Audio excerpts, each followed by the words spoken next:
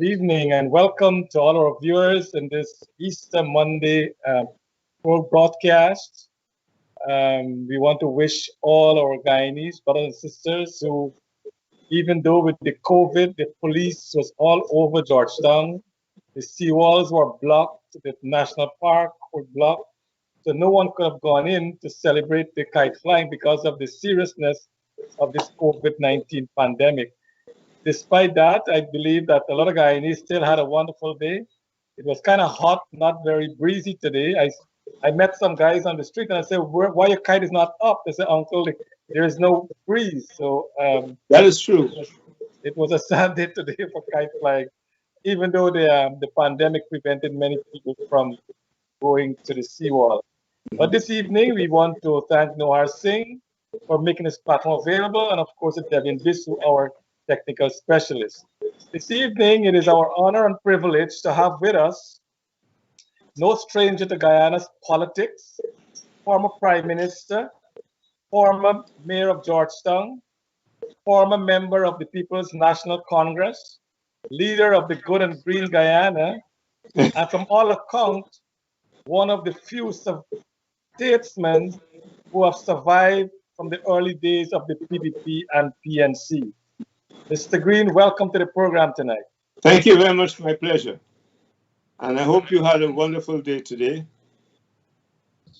Yes, indeed, I had a wonderful day. I went up to Mahaika and I had some nice coconut water there, and we had a really nice time there. So it was beautiful. Well, let me make you jealous. My wife stayed home and she cooked a special bacon, saltfish, and all sorts of things. So she catered for my taste. Dr. Rose, I want to welcome you to the program again tonight as my co-host. Thank you, Charles. Mr. Green, is it okay if I can call you Hammy? That's the name I prefer to be called. Oh, wonderful. Okay. You know, around the place, some people call me Big Man, Uncle Hammy, all sorts of things. I prefer the formal salutation. Okay, thank you so much. When we broadcast this program tonight, some of the viewers said, why are we bringing on Hamilton Green? He's a past fossil. He has nothing to contribute. He's a very racist and divisive guy. Why do we have him on the program tonight? What will your response to those comments be? Well, the person obviously ill-informed. First of all, they fail to recognize that in a diverse society such as ours, there is place for opportunity for the old and the young. And the old can bring to bear the experiences, and there's nothing in this world, in human experience, like experience. Secondly, I ought not to be described as a racist. What I do, I look in the mirror, I know who I am, and I speak to the question of having some understanding of our history. My belief is that unless we understood the savagery of slavery, the problems of indentureship, and discuss it openly, we cannot go forward. This mask of talking about slavery and indentureship being the same thing, I have disputed that. If that is racist, I'm sorry, but that's the fact. Secondly, on a program 2 weeks ago, I gave full credit to my Indo-Guyanese brothers, who my father loved more than anybody else, growing up in a drugstore in All Boys Town. I said to them and to the audience to practice what the Indian immigrants did. That is deferred gratification. And I said to them that some of my best and trusted friends were Indo-Guyanese. I pointed out to them this burden that we carry today, which started with a split in 1955, which I can talk about briefly, had nothing to do with race. And as a young Turk, I was part of that movement, which unfortunately split the PDP at a time that the Cold War was very, very hot. And Hami, I know all of us know you came from All Boys Town, a very mixed community at that time. Yeah. You had the likes of the Chins, you have Mansur Nadir came out long after you. You had Rex McKay came out of that area as well. You had some of the greatest Guyanese came out from All Boys Town. Fred Willis came from Charleston, All Boys Town as well. And it's Clive Thomas, too, am I right? Clive Thomas? Dr. Thomas? I think so. I'm not too sure. Yeah. Compton Young came out of All Boys Town. Belair Street and James Street.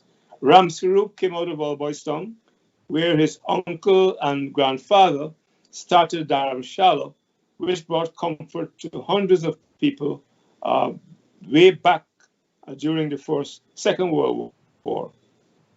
And the Munsamis came out of All Boys Town too. When I spoke about you coming to the program, they said, yeah, I think their brothers, some of the brothers grew up at your time as well, the Munsami boys. That's right. That's right. Mr. Green, we'll get into all the details, but how is retirement? What are you doing in retirement now? What do you do on a regular basis? Well, I'm busy most of the day. People still think I can provide answers to their problems. Some I can, some I can't. People who have problems with NIS and the administration still come to me and I listen to them. Small groups still come in to view my wife's art collection, so that there's not a day that I have nothing to do. And I quite enjoy it. And my wife has become a super gardener now.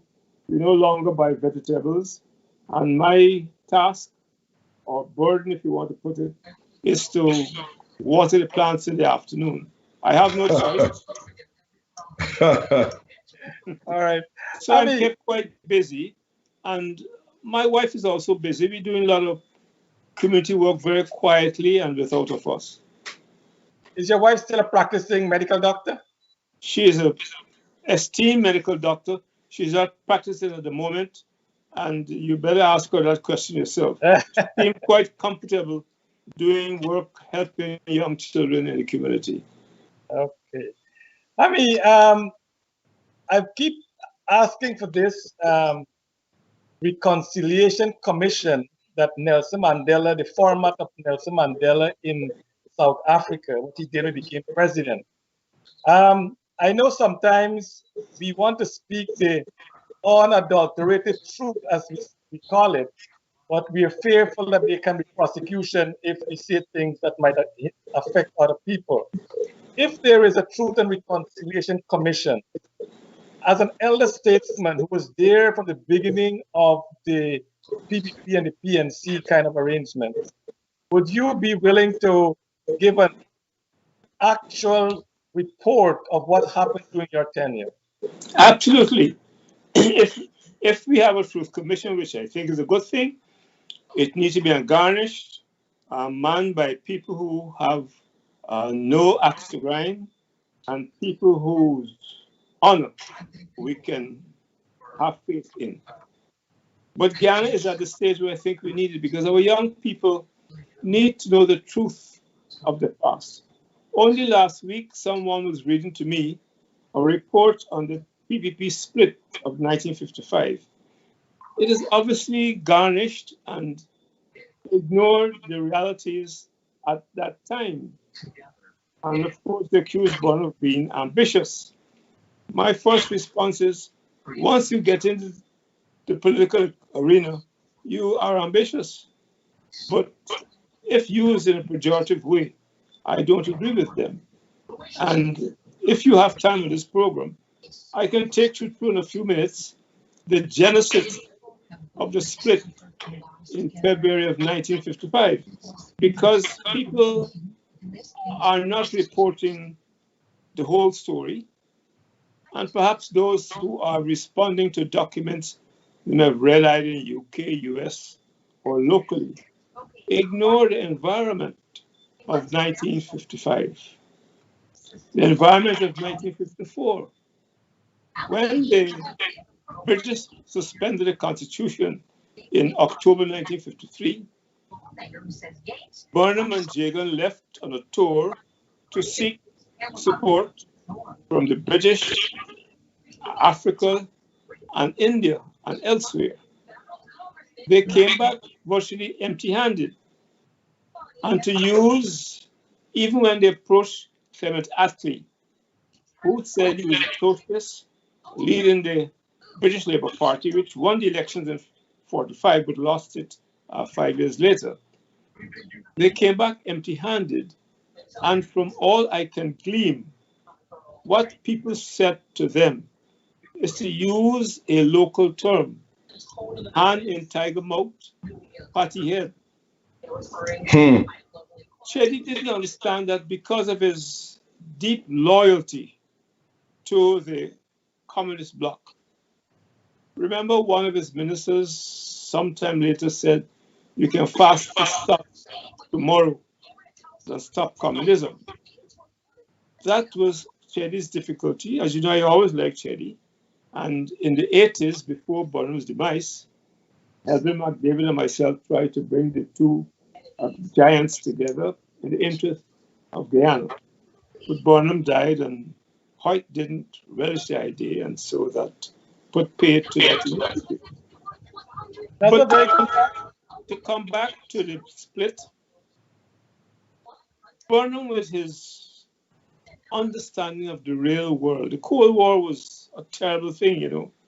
In Guatemala, you had an anti-communist coup. You had the problems in Germany being split in two between the East and the West. Korea was split in two.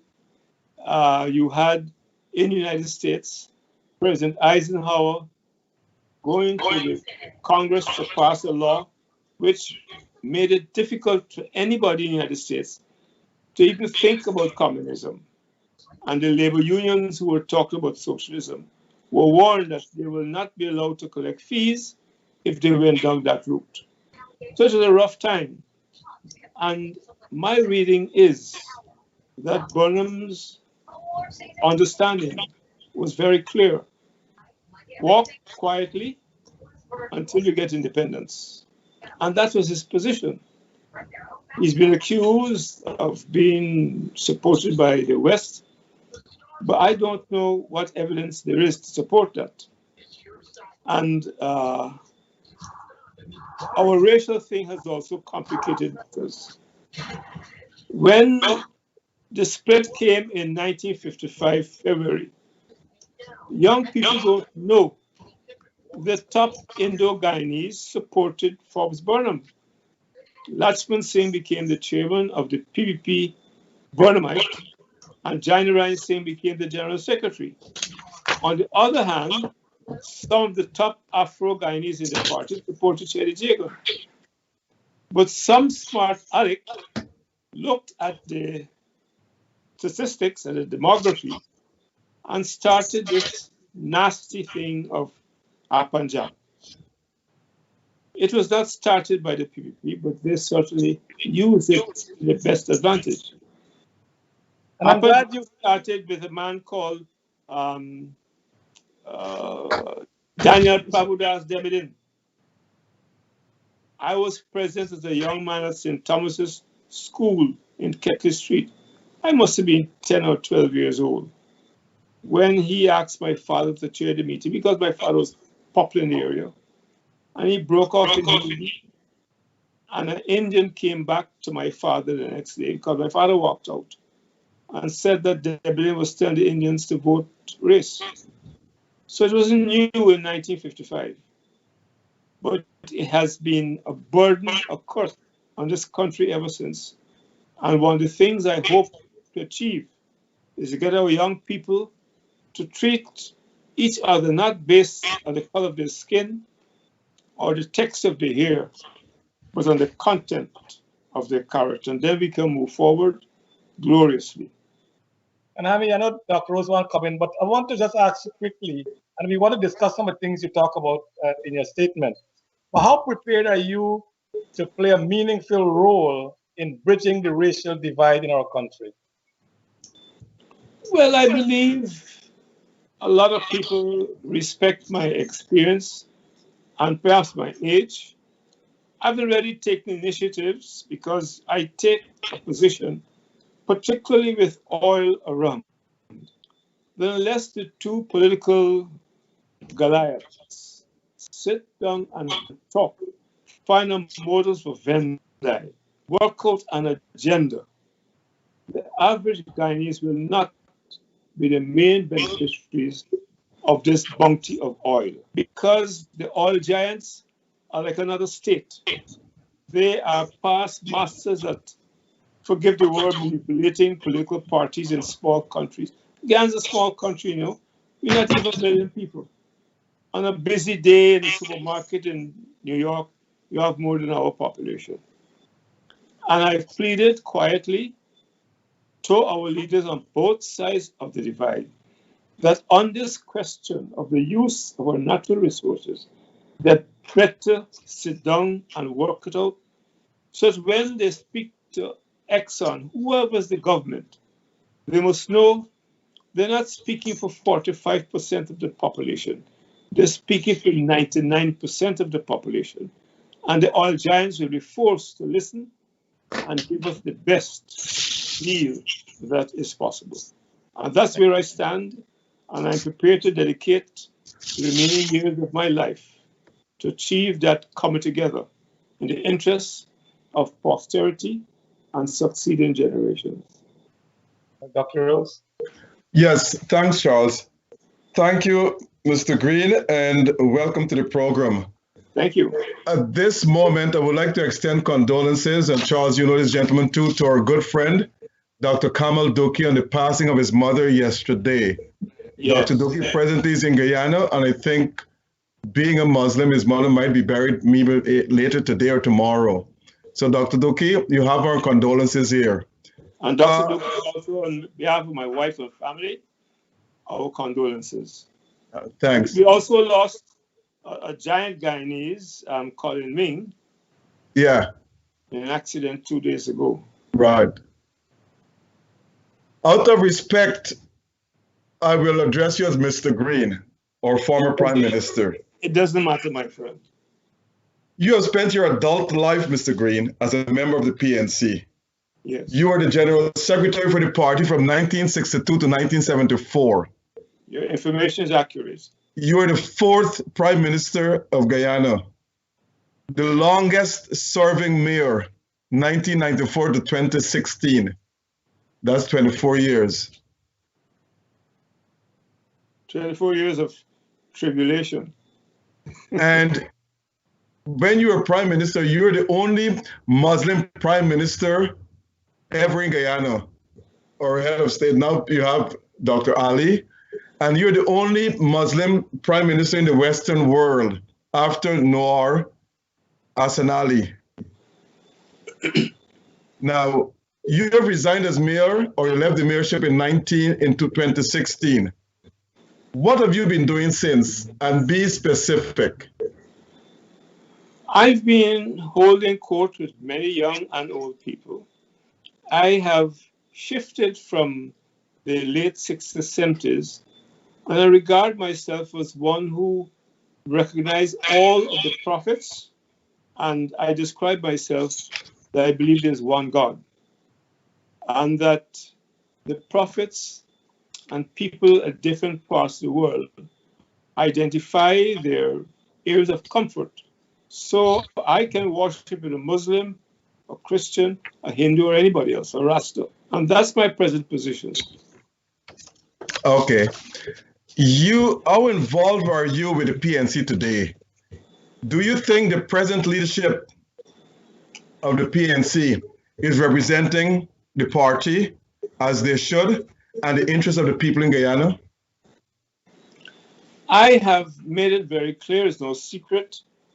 I believe that David Granger has some problems related to the performance, as my own personal view, of some of his cabinet ministers between 2015 and 2020. My position is, as leader, he must bite the bullet and say something to the flock.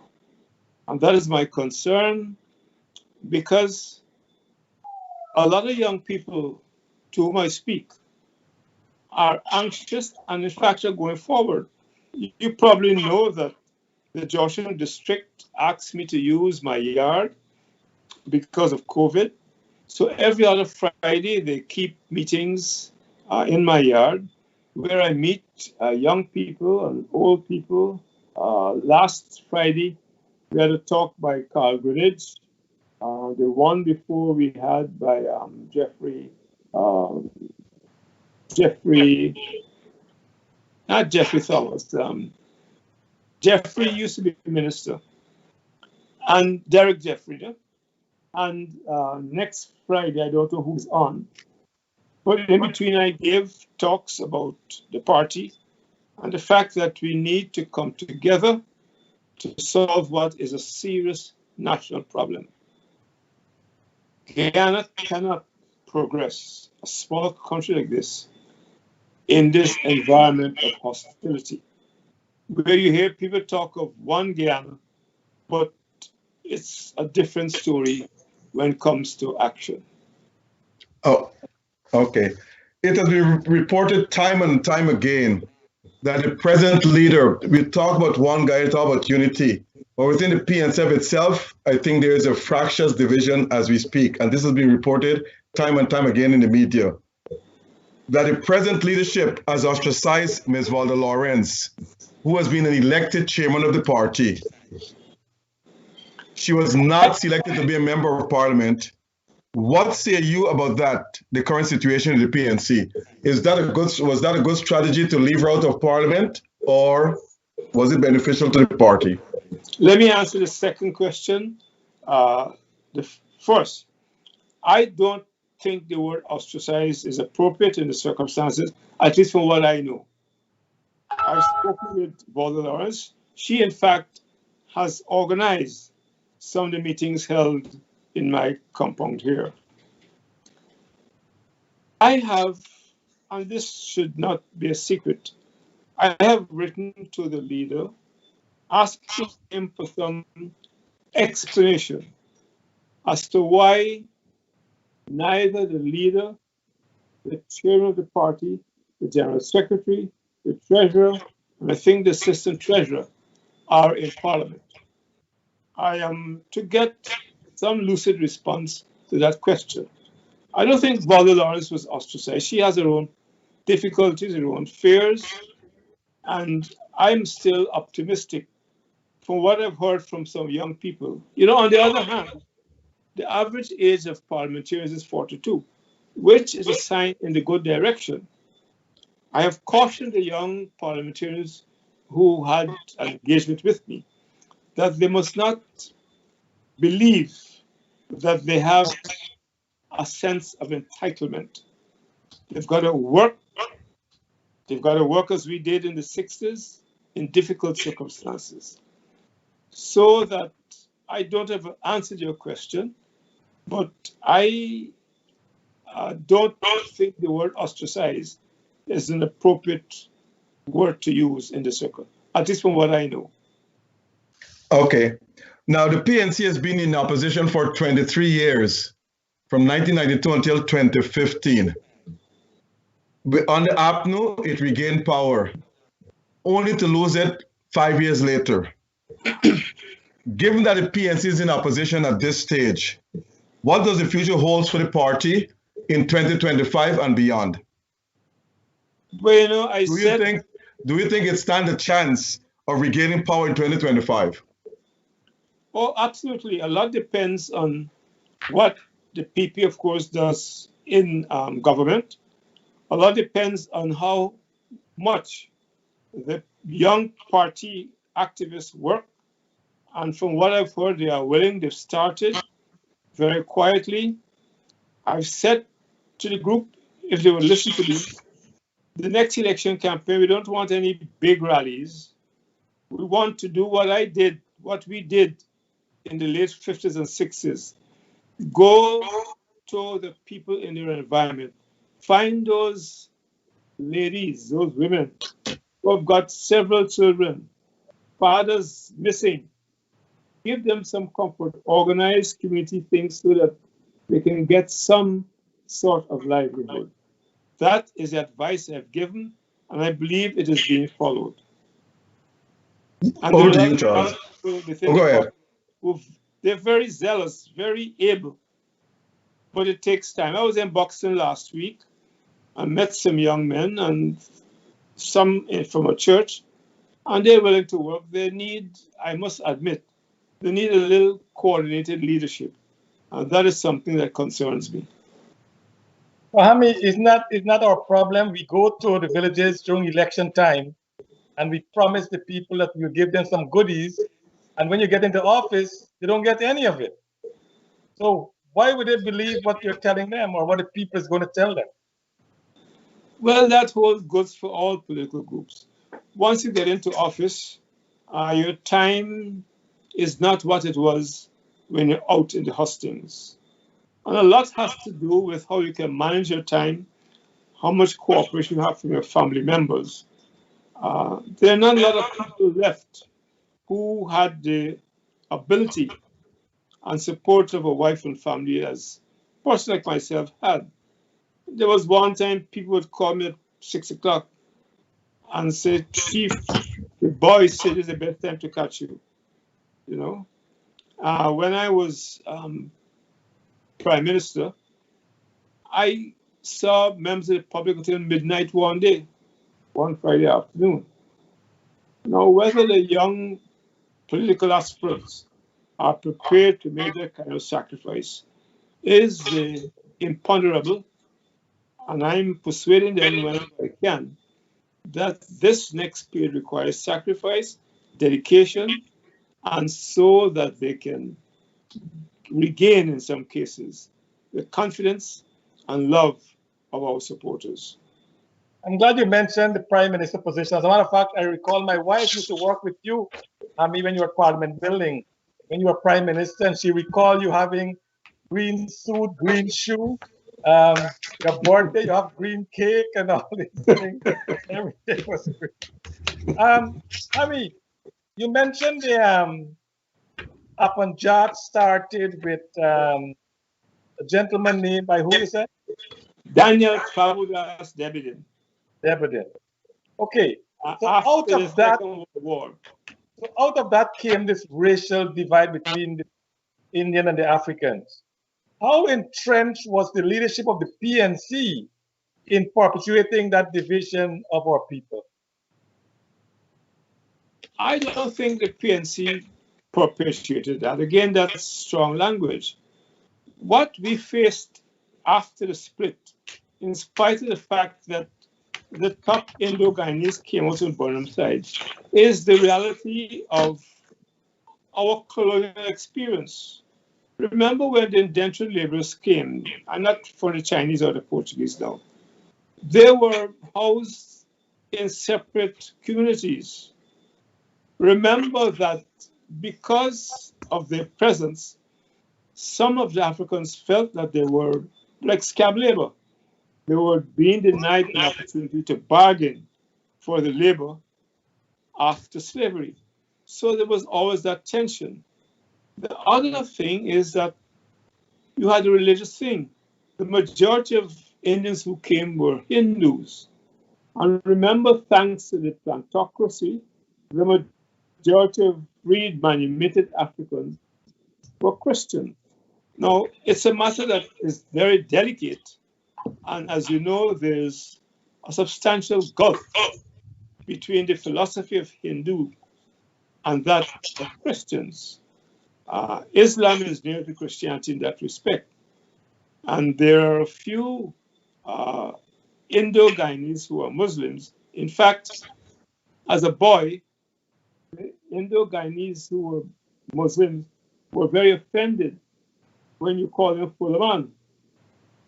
That is because the plantocracy didn't understand that the first Muslims who came were the Fulani tribe, African Muslims. So that when the Indian Muslims came, they got the title of Fulaman. So you really call an Indian an African. And at first I didn't understand why they objected to it. But as I read my history, I understood. Oh, you said it's a very strong word to use, entrenched and perpetuating the racial division. Well, my question, is the PNC responsible for the racial divide we have now in Guyana? Do they play any part in that racial divide? Absolutely not. As I said, I repeat, in 1955, the splits, which created the PPP Burnhamite and the PP Jaganite, had nothing to do with race. It has to do with the question of what should be our tactics against the strategy to get independence.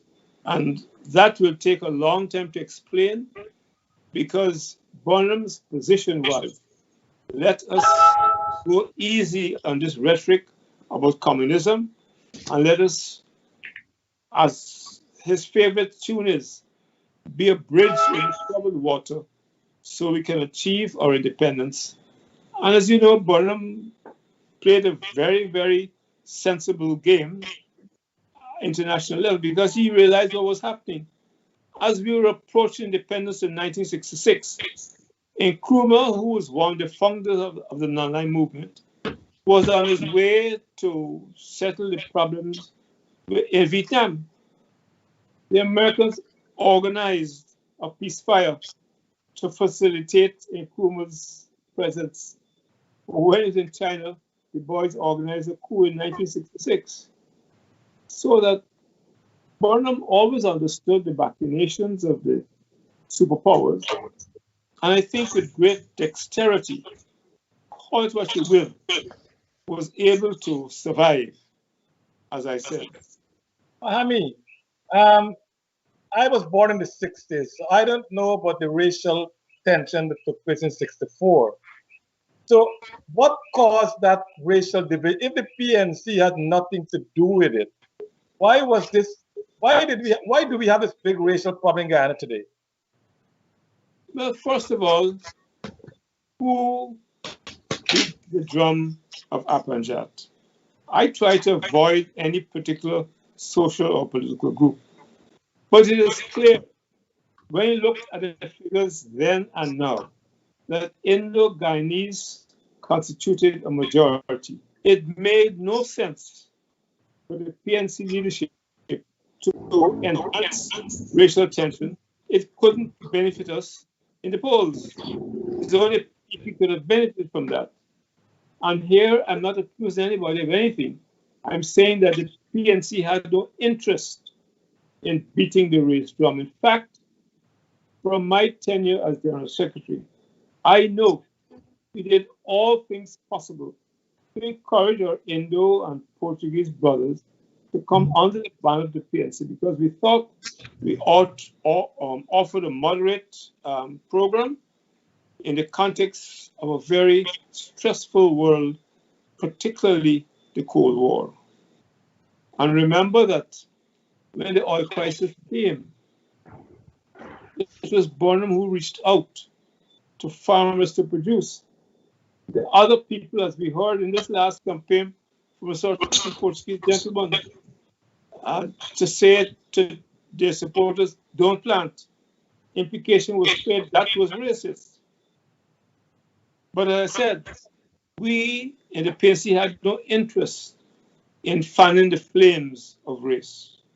No, okay, Hami, being at the PNC had no cause to fund the race of racism, but there is racism among African and Indians in Guyana. That's a fact. My question to you is, why has this continued to this day? It has to do with, I suppose, a global human phenomenon. We all look in the mirror and know what we look like. I, as a joke, said once, let us ensure we get a double president and prime minister, and that may solve the problem. But on a serious note, it's because of our history, and that is why I have proposed two things which Burnham started. One, the teaching of our history ungarnished.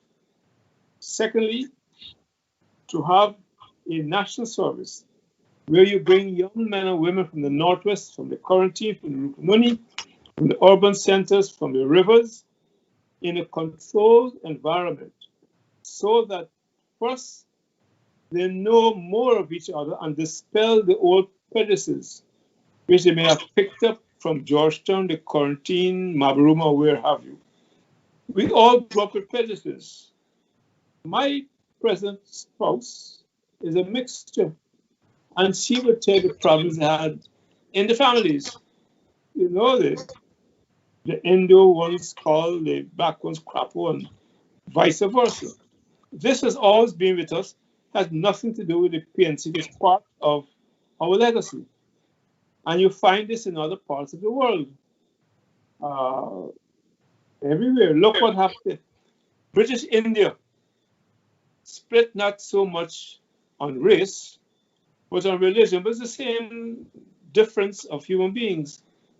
Uh, and remember that India was once one India, but because the Muslims felt themselves disadvantaged, there is now Pakistan, Bangladesh, and Sri Lanka. So that the race thing has to be carefully understood. And for me, education is the answer. To teach our young people, as Dr. Yesu Prasad once said, that we came in different ships. Today, we're in one boat. We better paddle like hell so that we can achieve the dream of our ancestors. Ami, you keep telling us that our audience that the PNC. So you keep telling our audience that the PNC did not perpetuate the racial problem. It was not in their interest to do it.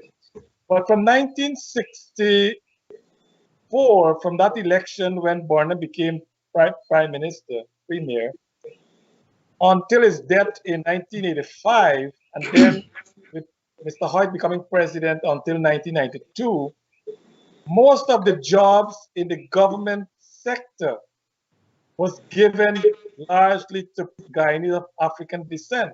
Didn't that contribute to the racial problem that Indians could not get a job in the public service?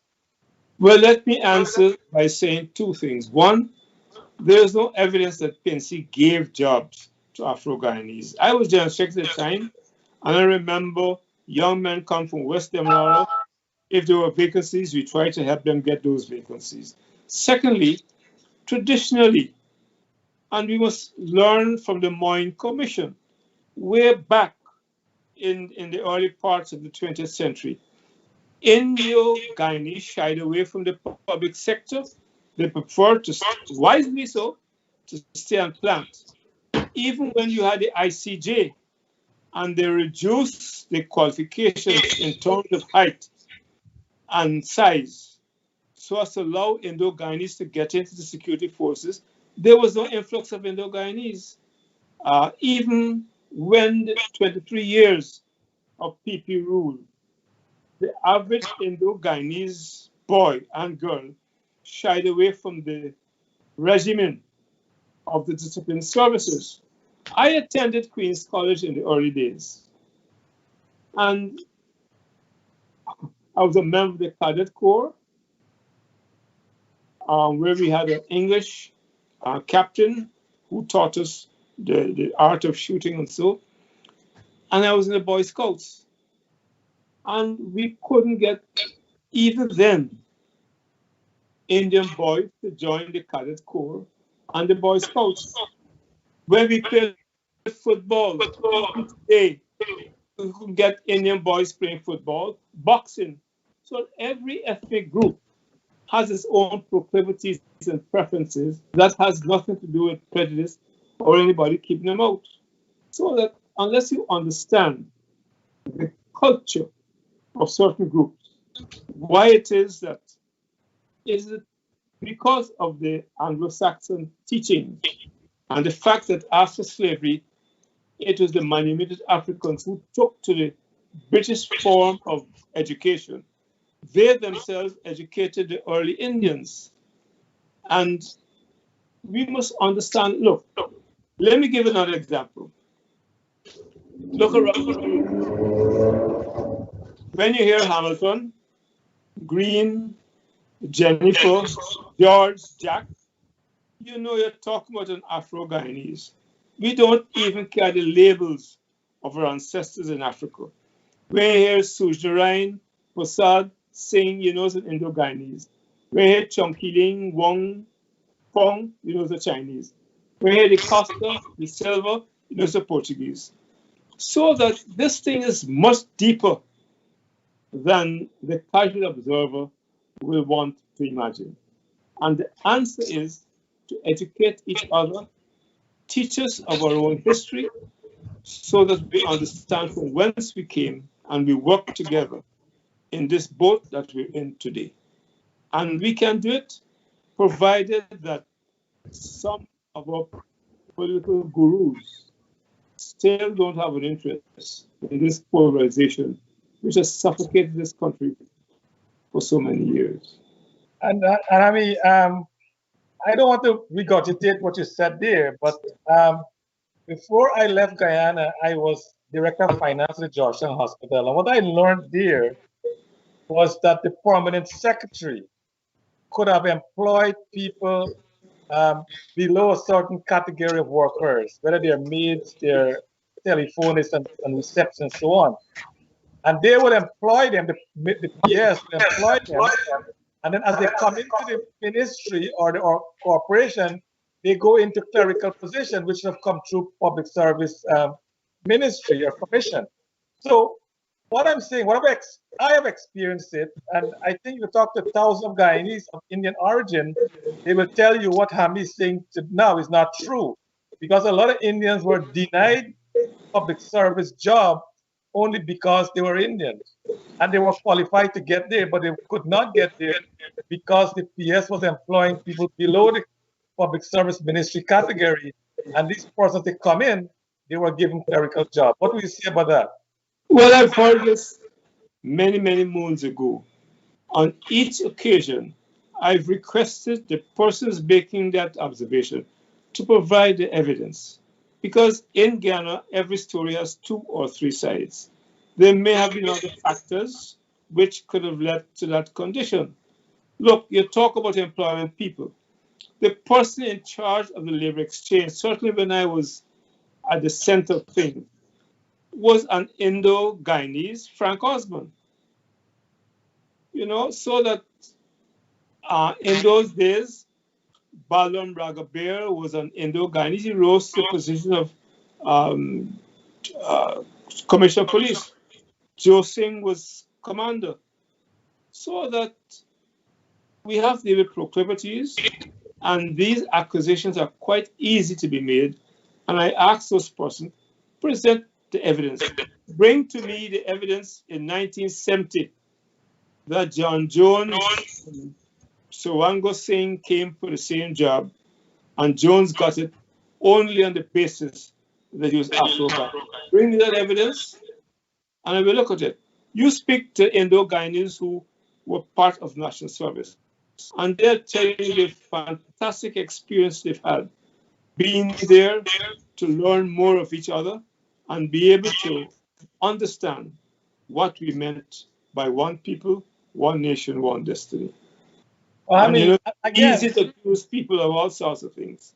I know we have to move on, but I'm telling you from my own experience, I had 2 friends of mine who I think was in the 80s at the GNCB Bank. I think an Indian woman was the HR, and she employed a couple Indians then, and then she was removed after she employed too many Indians at the Ghana National Cooperative Bank. 2 of my friends got in that area. I mean, I'm saying that the employment practice of the PNC entrenched almost guarantee African Guyanese of a job where the Indian Guyanese had to go, even though they were qualified, they couldn't get a job. And we can go through this on and on, but I guess that is, you'll have to, as you said, bring the evidence. No, but your statement tells an interesting story. You said that HR was an Indo-Guyanese. Yeah. Could it be that that person was employing people only of one ethnic group, you know, with the proclivity that some of us have, and somebody would have intervened? Because I have a vague recollection of that kind of event at GNCB, where we had certain officers who were only employing Indo-Guyanese. So that the story has 2 sides.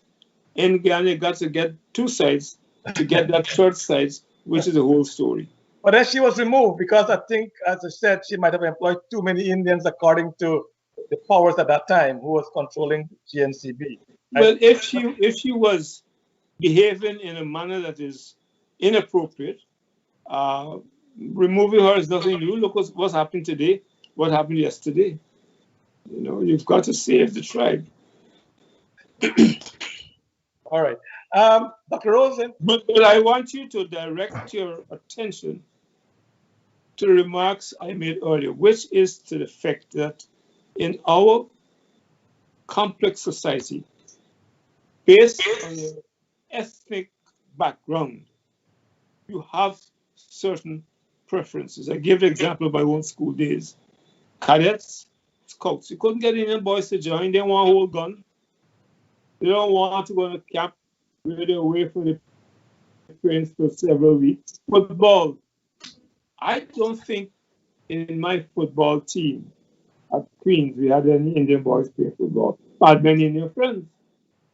Today, if you go to a football match, and I'm making this example to say that in every society, you have preferences which must not be ignored. It is a cultural thing, and culture can't be explained by logic. Yeah, okay. Dr. Mr. Green, the truth is, Guyana is steep in racism. Guyana is steep in racism. It started way steep, very, very steep. It started way back in the 50s, which is almost 70 years now. And I don't think it's going to end in the foreseeable future because the educational foundation is not there for it. The fundamental principles are not there to end it. And I don't think it's in the interest of anyone politically to end that racism that exists in Ghana at this stage. But I want to shift gear to go to something else. Now, before you go, I don't know on what basis you say it started in the 50s. This racism was entrenched just after slavery. Okay, fine. We can go back as far as possible. No, but you mentioned 1950. Let me make this point. I can take that back. If we can go back as far as possible. But the point is, there's nothing in principle, nothing fundamental, rules and regulations and laws. Well, you can have laws, but there's nothing to change that. And it will continue for the foreseeable future. It will not change. It's based on that, and it's getting deeper as we move forward. So I am not dwelling the racist part of it. I want to shift gear a little here. You said, and it's true, and I read about this, and I interviewed on this as well when I wrote my book, that in the 70s, the three most powerful men in Ghana were Forbes Burnham, Ptolemy Reed, and Hamilton Green. Now, you at that time were the general secretary of the party. And at that time, from what I was made to understand and from what I read, is that the general secretary was the second most important person or powerful person than the leader in the party. Now today, we have a general secretary, we have a chairperson. As that power balance change, who has the real power in the party today? Is it the general secretary outside of the leadership? Is it the general secretary or the chairperson who is elected? The general secretary is appointed, the chairperson is elected. Who has the power? Who has the power today in the party? You're asking me questions beyond my competence. First of all, when you say power, power in the political environment revolves around the individual's popularity with the masses, with the ability of that individual to mobilize forces for whatever is considered good for the political party. So if you take that position, which I think is unassailable, it's difficult at this time because things have changed to identify the powers behind the throne or the powers to be. What we sought to do is ensure that each officer or official has a particular role to play in mobilizing the people for the good of the party. But things have changed. This is the new age. 60 years, 1960 is 40, 60 years ago. The whole world has changed. And what is important, and you may not think is irrelevant, is that because of the complex nature of the international environment, we no longer have those black and white situations within a political party. Look at the PP. Who you say is the power behind the throne? You know? So that sometimes you have people who are not holding office, but the real power resides. No, but as you know, Mr. Green, political parties, organizations, government are structured based on power. So my question still to you: the leader is the most powerful person in a party.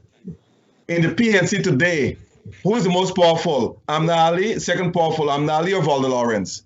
It's a simple question. I can't answer that. I don't have the competence. I have not done a census of the membership from Quarantine to Northwest. I really can't answer that. Okay. To say that each office has specific areas of responsibility. But to use the word powerful is a difficult one because in the 60s and the 70s, the political parties were clearly stratified. In the PP, it was Dr. Jagan, number one, and there was a gulf between number one. The next was Mrs. Jagan, at least so most people believe. So that it's a different ball game we're playing with today, a more complex situation. So what you're saying from the 60s and 70s, the leader, then it was you, the general secretary. So that has changed today. That's what you're saying. I would think so. Okay. I would think so because, first of all, the energy that, and I don't want to sound narcissistic, that Hamilton Green had in the 60s, I don't think many people could come up with that these days. It's not. It wasn't easy. Remember, I made sacrifices. I was unmarried at the time, and I had the support of my parents, financially and otherwise, so that I became a powerhouse because I worked. I wasn't ordained by anybody. Okay. Now, the PNC was in office from 1964 until 1982. 1992. The PEP, 1992 to 2015. We have seen two different types of governance. Now, the difference there, which one was more effective in moving Ghana forward? Well, you're talking in terms of the economy. In terms of social cohesion, I think we've had failures on both sides. Because, as you know, we have not solved this problem of being a polarized society. And for me, we're really not going to make a massive step forward unless that question is frankly and fearlessly tackled. We've got to tackle it from the kindergarten right up, all by what I call education. So all of our people understand the role that each group played in the making of this country. I met a group the other day who were arguing about Georgetown, for example. And we were talking about slave labor. I reminded them that Georgetown was a place that no sensible developer could identify as a capital. But because of the contortions and European rivalry, and it's a long story. But Georgetown was so bad. That's how Water Street got its name. It was always underwater. And the plantations were asked to make available gangs of slaves to dig what is now known as the North Street Canal and the South Canal, which is now Hatchery Street, to empty the water into the river at low tide. Now, no other group has had that burden, that suffering. And we need to tell people this has nothing to do with race. This has to do with the realities of our European history. And therefore, we must understand we all have made a contribution through our ancestors to what we now know to be Guyana. And one of the problems we face is this question of ancestral lands. You see a certain government trying to take away ancestral land, and if you object, they say you're racist. You know, it's unacceptable. Okay, Mr. Green. The PEP and the PNC advocated for Ghana's independence. Have what? Advocated for Ghana's independence. Yes. Promoted Ghana's independence. And both promised the Guyanese people that under self-governance, Ghana will develop. After 55 years of independence, 33, 28 under PNC, 5 under APNU PNC/AFC, and 23 under PEP. After 55 years, Ghana is still struggling in its development path. Our health system, mothers and babies are still, their maternity deaths, they're still dying from giving birth at the hospitals and at the public hospitals. And I was told in years back, midwives used to deliver babies and was doing a better job than what doctors are doing today at the public hospitals. Now, that's one part of it. Some doctors, not all doctors, be careful. My wife. Okay, fine. There's always exception to the rule. Infrastructure is poor and it's collapsing from what it was made to understand. The legal system is chaotic. Electricity, still blackouts almost 65 years ago it started and it still continues. Running water, up to today, I was talking to someone because of the quarantine. The water is running brown and it still smells rank. Guyana don't have a proper water system. Electricity, they don't have it. And every government that came into office promised to get rid of the blackouts, provide wells and running water, and none have done it. Would you say that both parties have failed Guyana, the PP and the PNC? I don't think they have failed Guyana. They have failed to meet the high expectations of their supporters on both sides. And this is attributable to the inability of our leaders to sit down and talk in a civilized manner, talk through and talk out the major problems that confront Guyana. It is a lack of maturity on both sides. And I say both sides deliberately. And let me give you an example.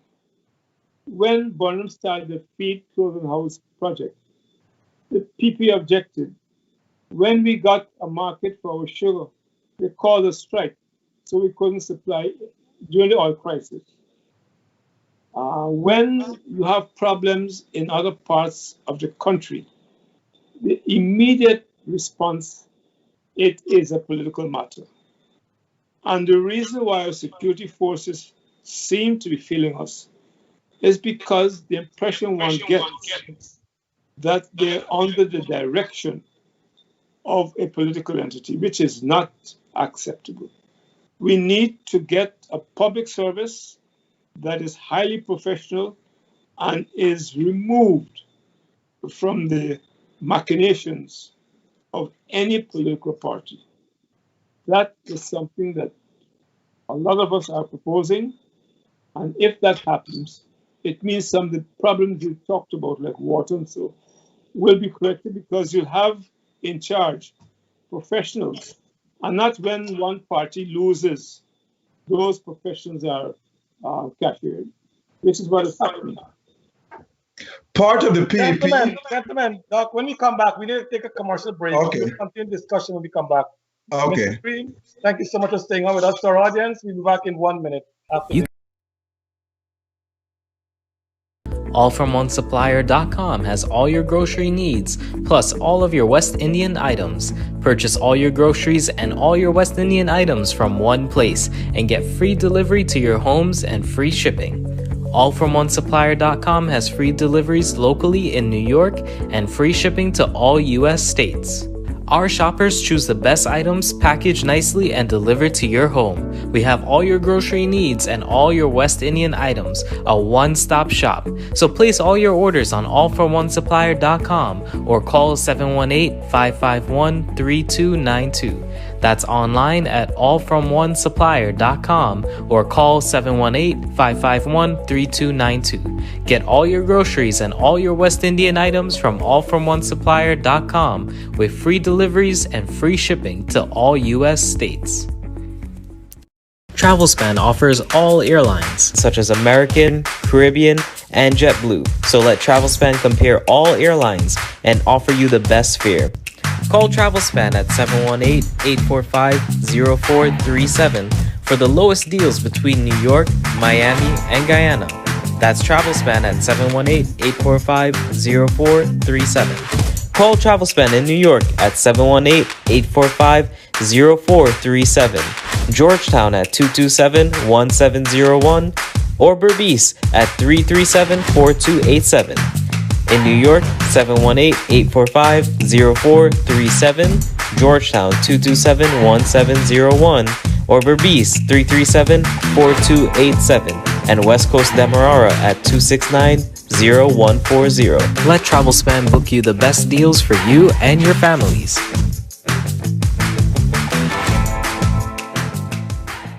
AllFromOneSupplier.com is promoting Gaisuku sugar as a way to support Guyana sugar industry. Purchase your Gaisuku sugar from AllFromOneSupplier.com along with your West Indian and American groceries. Purchasing Gaisuku sugar is a good fate gesture to help restore the sugar industry.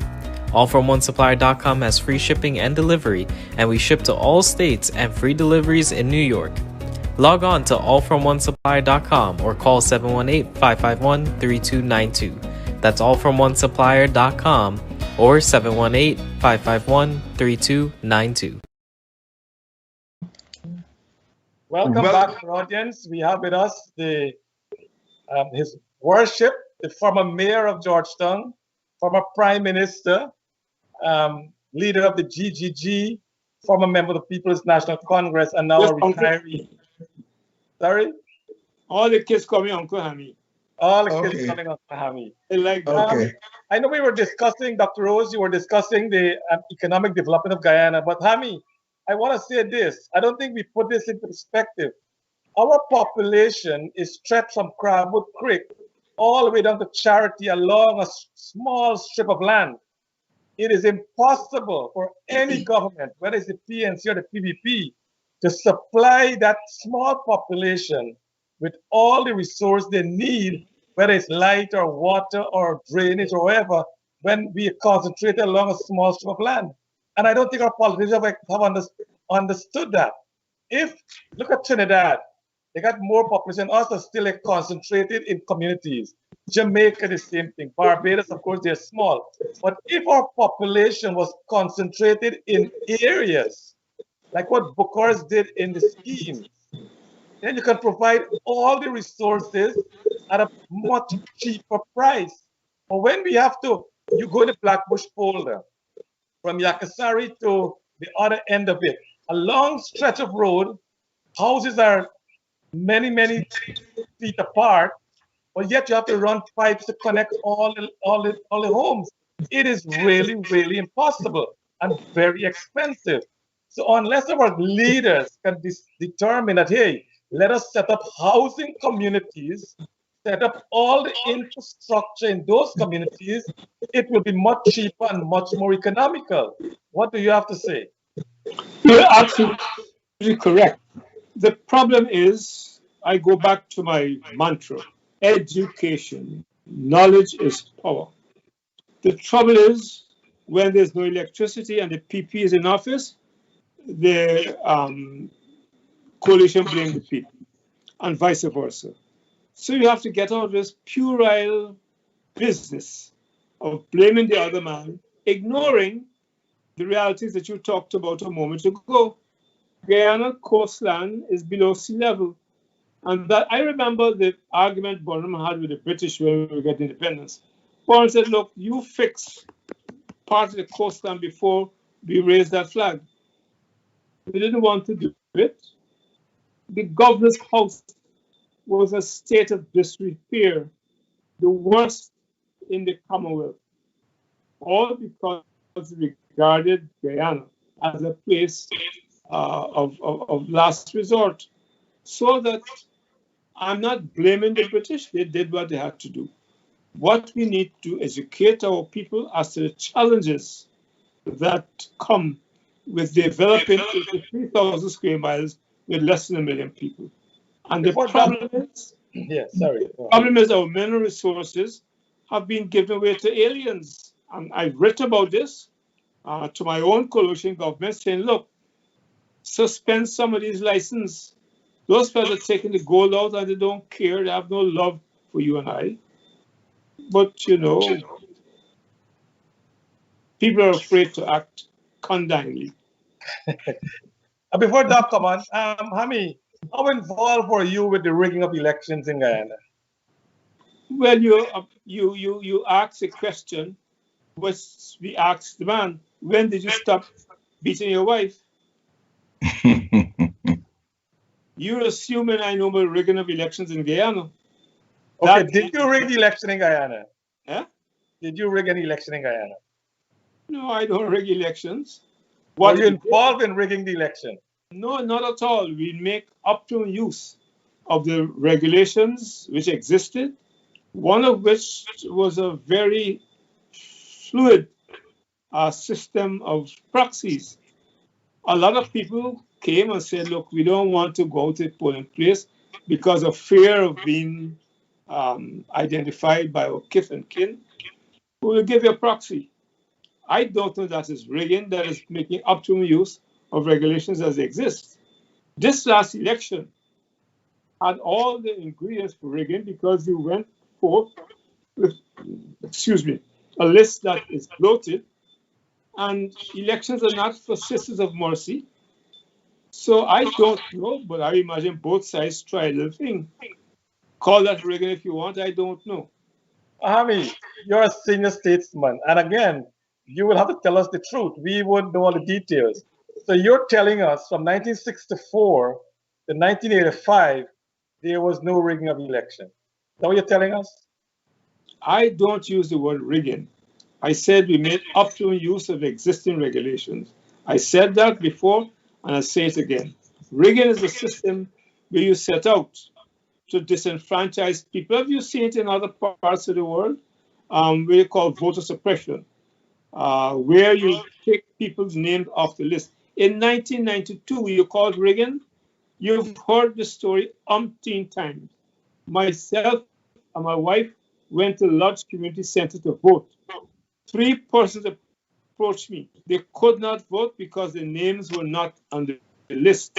I approached the chairman of GCOM, Mr. Collins. He sent down Mr. Stanley Singh, his assistant, who observed that the list being used by election officers was defective. He took down the list that was in the school and told the election officer to use that. The election officer said their instructions were to use the list that they were given. Now, these are facts, it's recorded. It's a personal experience I had. Remember election in 1992, people were running all over the place, particularly in South Georgetown, where the PNC was strong and couldn't find the names on the list. Was that rigging? You answer. It happened. Yeah, but it happened to people a lot. I was in Lagrange, where I'm from, and there were a lot of people who came to the Lagrange school to vote. Their name is not on the list. And what year? Whether they vote PP or PNC is irrelevant. But all across the country had a problem. So it wasn't only in Georgetown. What year? What election are you talking about? What's that? What election? 1992 election. Well, I tell the experience I had in Georgetown. I remember when there was a near riot. Dr. Reed, in collaboration with members of the Carter Center, told people they can vote by proxy. And I objected. I told her it is absolute nonsense. Your president call off these elections until we can get a credible list. The same thing I would have said if I was in the business in 2020. You can't have a good election with a list that is clearly false. Stanley Ming produced clear evidence that this list used in 2020 was bloated. And in 1992, as you said, people found their names off the list. But Hami, in 64, who did that? Hami, in 68, well, you said a fair election when people if people vote race in this country, and we know they vote race, how can the PNC win an election with the majority of the people who are of Indian origin? Whether it's 68 or it's 73 or it's 80, 85. How is that? How were those elections okay when 92 was not okay? I'm telling you from my personal experience. I remember at that time, Borno was a sort of colossus.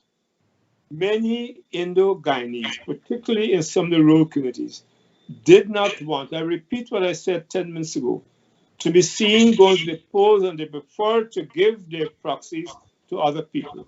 And we made optimum use of that opportunity. I don't deny you that. If you won't accept that the PNC rigged the election. No, that's a bad word. That's a bad word which I don't use. I think majority of Guyanese will tell you that the PNC rigged the election from 1968 to 1985. Well, you know, you will not accept that. Majority, let me say something. The PNC has always been weak on this question of propaganda. So that I have publicly, on more than one occasion, I will do it again this evening, given the PP full credit for their competence in this area of propaganda or information sharing. I mean, that is very unfair. Doc, sorry, I'm not getting in. But if the majority of the people in the country at that time, now the population has decreased, the Indian population, but if the majority in 1992, almost 53% of the population was of East Indian origin. Prior to that, whether it's 68, it's 73, it's 78, 80, all those election years, why would the Indian go and vote for the PP 92 in a free and fair election and not do that in 68 and 73 and so on? Well, you're making an assumption which I don't think is necessarily credible, that all Indo-Guyanese are duty-bound to vote for a particular party, and all Afro-Guyanese are duty-bound to vote for a particular party. That is what we have. But that is what we have, Hami. That's the reality. Well, you call it reality, but if you speak to a lot of, particularly the last generation, they'll tell you when they get in that polling booth, they have other considerations, which they keep to themselves. All right. And the fact is, some of our strongest supporters in the PNC have been non-Afro-Guyanese. I can name some of the Portuguese, for example, who supported us and got their family to support us. Carly Garrett, Linden, Eugene Francis Correa, John Gabriel, Joachim, and the rest, you know. It's a touchy thing when you make an assumption that every Indo and every No, not every. There's always the exception to the rule, but majority of Indian Guyanese vote for the PPP. The majority of Afro-Guyanese vote for the PNC. The majority, yes. That is the assumption. Yeah, Dr. Rose. But there's been no survey to establish that. Mr. Green, I'm not going to touch those subjects in a 10-foot pole because I know the answers. I want to go back to the economy. Both the PEP and the PNC had in the socialist philosophy to take commanding heights of the economy in Guyana during the 60s and 70s and 80s. That was the manifesto. Barnum did it by nationalizing the bauxite company, Demba, I think it was, the sugar industry, and he scrapped the railway. I'm assuming that if Jagan was in power, he probably would have done the same thing because he advocated the same things as well. Both of them were in tangent with. He gave Barnum critical support for all those things. I know, but I said that's what I'm saying. Both of them were in tangent on those issues that the government should control the commanding heights of the economy. Now, my question to you is this: but it fell on Barnum's lap to scrap the railway, to nationalize the Dembo, the bauxite company, and the sugar company. Do you think that was a wise move then? When you know fully well that governments can't even run a public service, how would they run a private enterprise? No governments in the world have succeeded in running private enterprises, not a single one. And Burnham knew it then, and you knew it then, and you knew it today. So why did that? You know, with independence, we all look forward to a change of mentality, and hopefully that independence would have meant our people would be mature enough to use Jagan's word, commanding heights of the economy. It's a philosophical approach, and I don't think we should blame either Burnham or Jagan for that approach.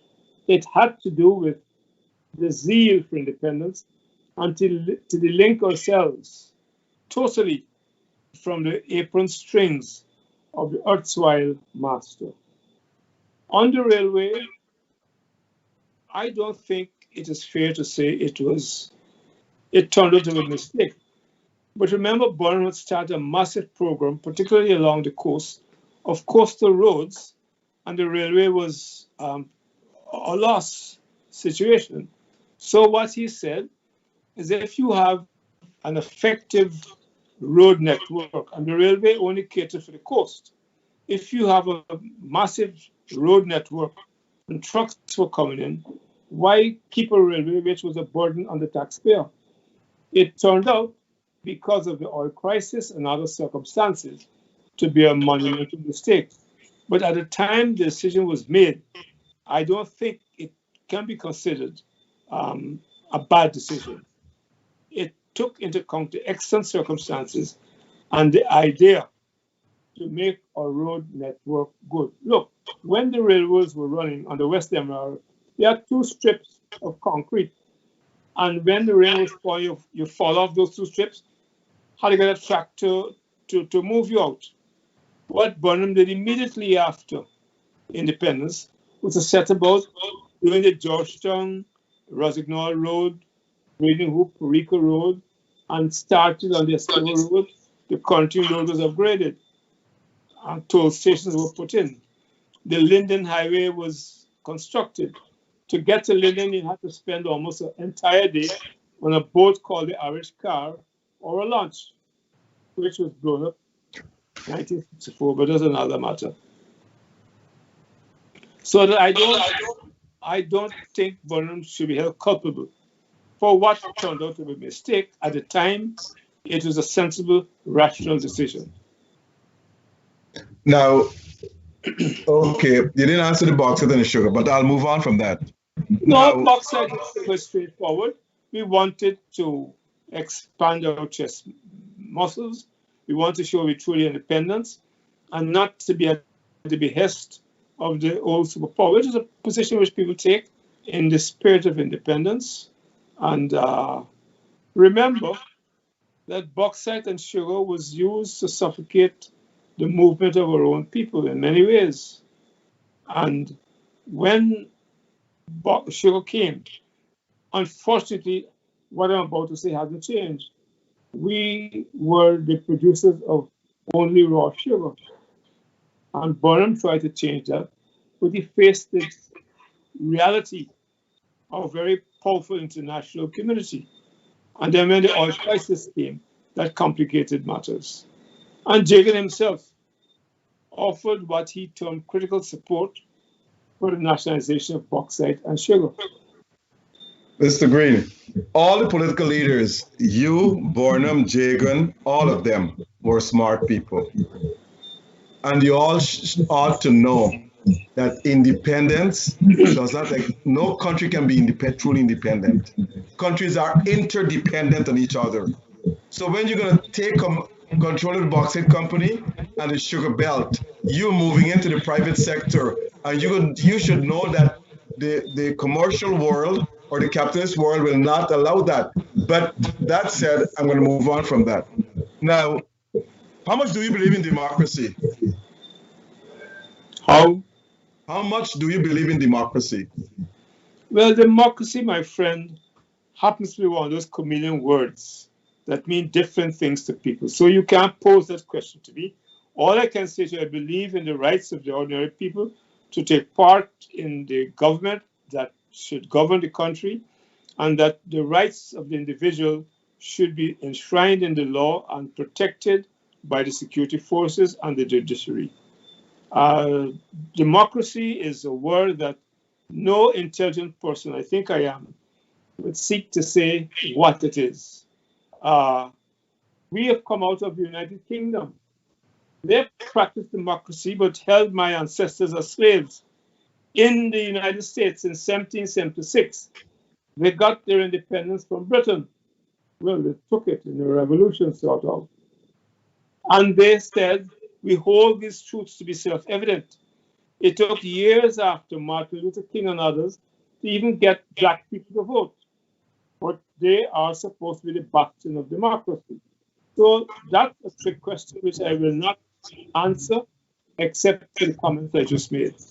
And each society, based on its culture, will have a different interpretation of democracy. In North Korea, they are named the Democratic People's Republic of Korea. They believe their system where they ordain the great leader is democratic.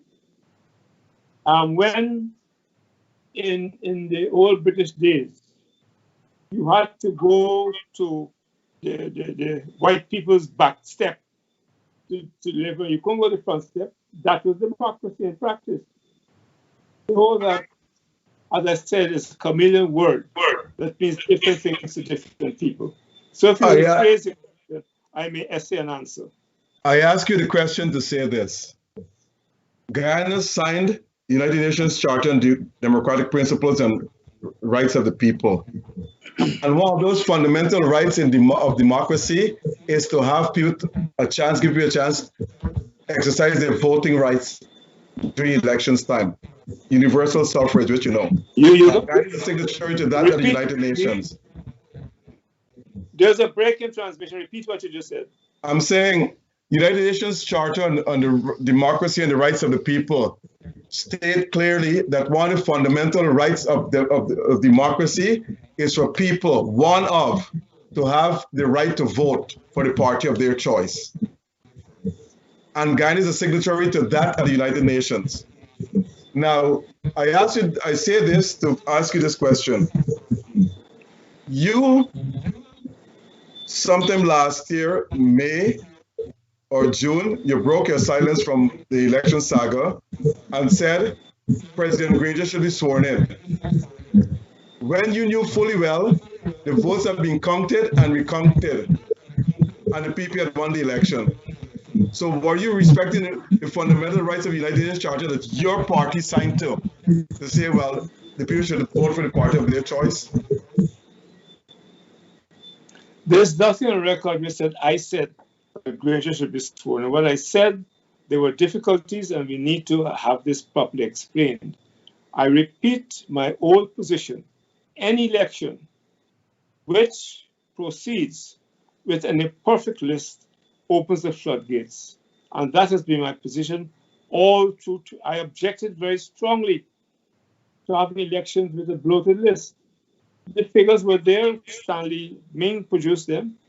The sudden increment in voters in the voters list made no sense over the last 10 years, unless we had a massive return of people to Guyana, and we had more births than we knew of.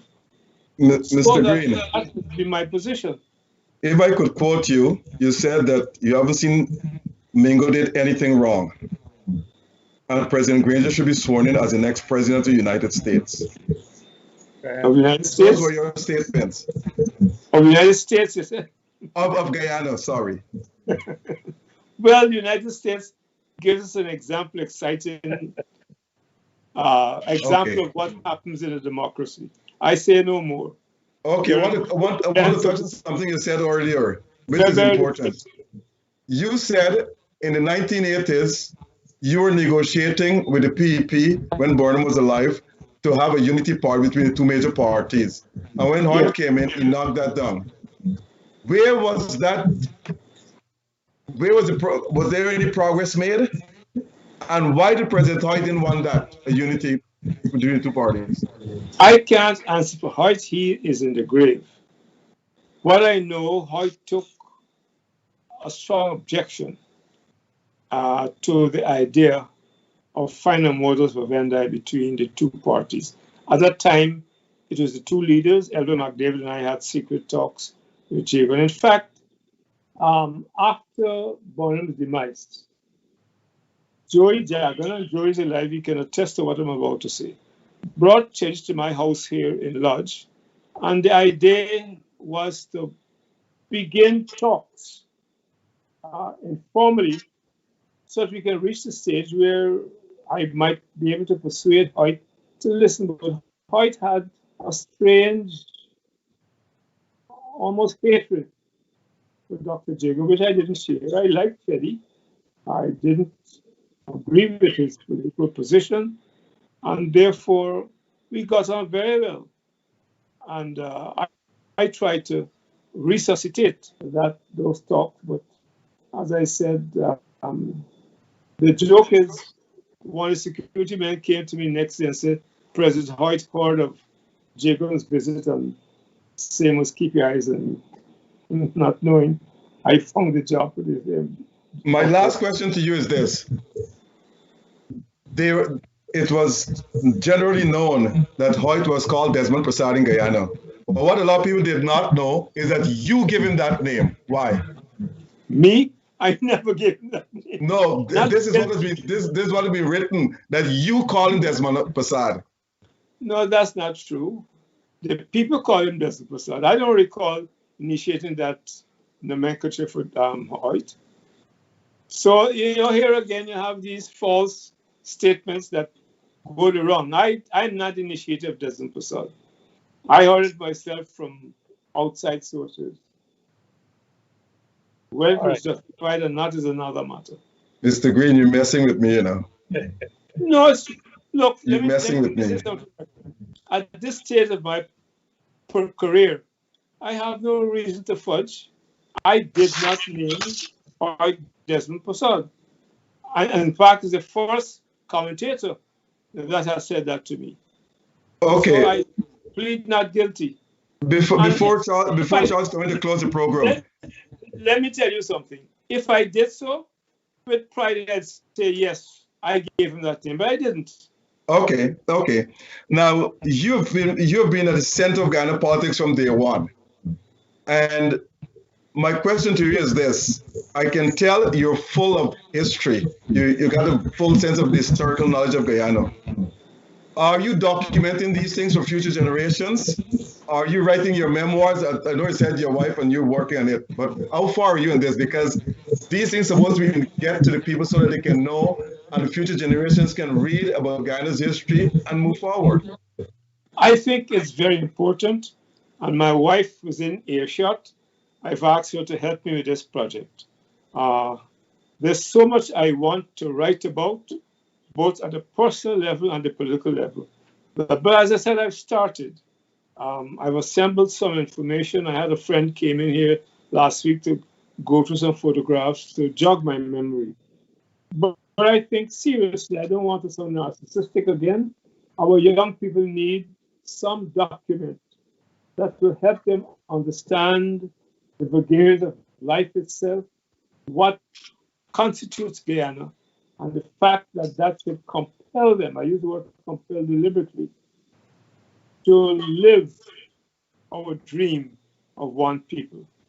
I've spoken to young people, and they're anxious to get over this nonsense, so that they need this stimulus, so that whatever I write and others write can help to release their creative energies only for the benefit. Do you have a name for your memoir? Do you have a name for it?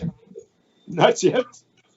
Can you come up with a name and send me a proposal? I can help get you a publisher. All right, I'll do so. Come up with a name and send me the proposal. I'll shop it around, get a publisher for you. That's a fantastic offer. Good. You've been very candid in most of your answers except the election rigging. I want to ask you one question again. Does Hamilton Green have blood in his hands? Not at all. Never did. You do not have blood in your hands? Nope.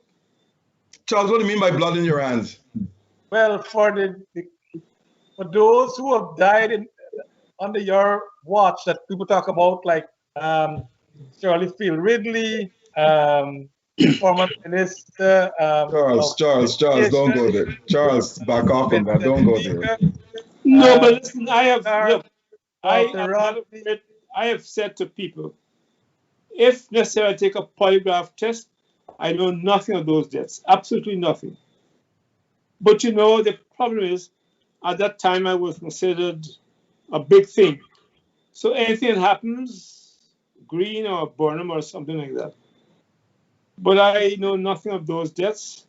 I have not caused to engineer the demise of anybody. Okay. I mean, you have lived all your life now in politics. What should we remember your legacy? What is Hamilton Green's legacy?